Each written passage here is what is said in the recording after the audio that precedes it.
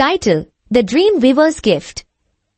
एक दूर के राज्य में, जहां ऊंची ऊंची पहाड़ियों और हरी भरी जंगलों के बीच एक छोटा सा गांव था, वहां लोग अपने सपनों को बहुत मानते थे।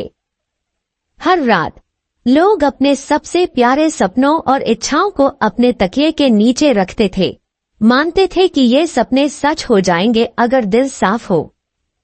इस गांव में एक लड़का था जिसका नाम अर्लो था। अर्लो की आंखें चमकदार और दिल अच्छा था। वह दूसरे बच्चों से अलग था। जब बाकी बच्चे बालू पर खेलते थे, अर्लो समंदर के किनारे बैठकर सोचता था कि समुद्र के उस पार क्या हो सकता है। एक रात जब अर्लो सो रहा था, उसने एक अजीब और अद्भुत जगह देखी। वह एक विशाल तारों से भरे मैदान में खड़ा था, जहां आकाश में हजारों चमकते हुए तारे थे। मैदान के बीच में एक प्राचीन पेड़ था जिसकी सोने की पत्तियां तारों की तरह चमक रही थी।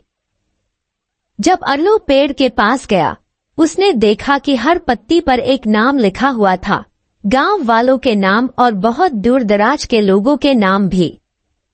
पेड़ हल्की सुरीली धुन में गा रहा था, जिससे अर्लो को शांति महसूस हो रही थी। लेकिन जो चीज सबसे ज्यादा ध्यान खींचती थी, वह थी पेड़ के नीचे बैठी एक महिला, जिनके लंबे चांदी जैसे बाल थे और उनकी पोशाक रोशनी की धागों से बुनी हुई थी। वह सपनों की बुनकर थी, जो सभी सपनों की संरक्षक थी। सपनों की बुनकर ने अर्लो की ओर देखा और मुस्कुराई। स्वागत है, युवा सपने देखने वाले, उसने कहा, उसकी आवाज जैसे पत्तियों की सरसराहट हो। मैं तुम्हारा इंतजार कर रही थी। अर्लो ने कहा, क्या आप वही हैं जो हमारे सपनों की देखभाल करती है? हाँ, सपनों की बुनकर ने जवाब दिया। मैं दुनिया के सपनों को समय के ताने बाने में बुनती हूँ, यह सुनिश्चित करने के लिए कि सबसे प्यारे सपने पूरे हों और आशा हर दिल में बनी रहे। अर्लो ने सोचा, क्या आप सभी सपनों को सच कर सकती हैं? सपनों की बुनकर ने हल्की मुस्कान के साथ सिर झुकाया। मैं सपनों को मार्गदर्शित और बढ़ने में मदद कर सकती हूँ, लेकिन यह सपना देखने वालों पर निर्भर करता है कि वे उन्हें सहेजें। कुछ सपनों को बहुत धैर्य और मेहनत की जरूरत होती है, जबकि कुछ सपने कभी पूरे नहीं होते, लेकिन वे उम्मीद के बीज छोड़ते हैं जो सुंदरता में खिल सकते हैं। अर्लो ने अपनी दादी और अपने गांव वालों के बारे में सोचा। मैं चाहता हूं कि सभी खुश रहें और मेरी दादी फिर से ठीक हो जाए, उसने कहा। सपनों की बुनकर ने अर्लो की कंधे पर एक हाथ रखा। तुम्हारी इच्छा शुद्ध है और तुम्हारा दिल अच्छा है, लेकिन खुशी एक ऐसा चीज नहीं है जिसे मैं सीधे दे सकूं। इसे एक बगीचे की तरह उगाना पड़ता है। तुम्हारी दादी के लिए मैं तुम्हें एक तोहफा दे सकती हूँ, एक ऐसा मौका जिससे तुम उनकी मदद कर सको। उसने अपने हाथ से एक चमकती हुई गोल बूंद को आहिस्ता से सामने लाया। यह आशा का बीज है, उसने समझाया। इसे अपने घर के पास की मिट्टी में लगाओ और इसे प्यार और देखभाल से सींचो। यह एक पेड़ बनेगा जो चंगाई के फल देगा।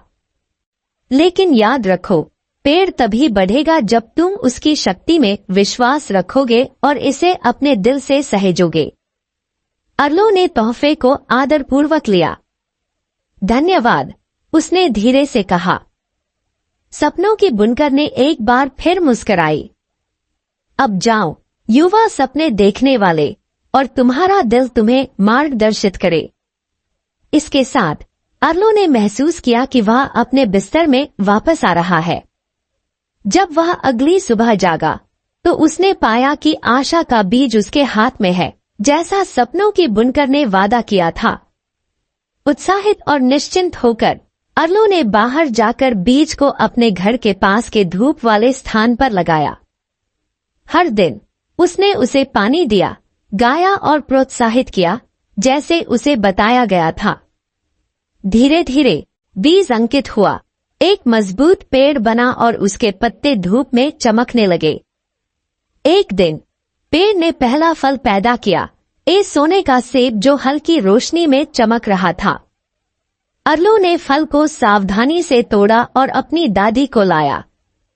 जब उसने फल खाया, उसकी ताकत लौट आई और जल्द ही वह पहले की तरह स्वस्थ हो गई। इस अद्भुत पेड़ की खबर दूर दूर तक फैल गई और लोग खुशी पाने, घाव ठीक करने और आशा पाने के लिए आने लगे। लेकिन पेड़ केवल इसलिए मजबूत हो रहा था क्योंकि अर्लो और गांव वालों ने उसे प्यार और देखभाल से पाला। इस तरह गांव ने न केवल पेड़ के कारण समृद्धि पाई, बल्कि लोगों ने भी सीखा कि सच्ची खुशी और चंगाई प्यार, आशा और सपनों के पोषण से आती है। और हर रात जब अर्लो सो जाता तो उसे पता होता कि सपनों की बुनकर उसकी देखरेख कर रही है, उसके सपनों और सभी के सपनों की मार्गदर्शक।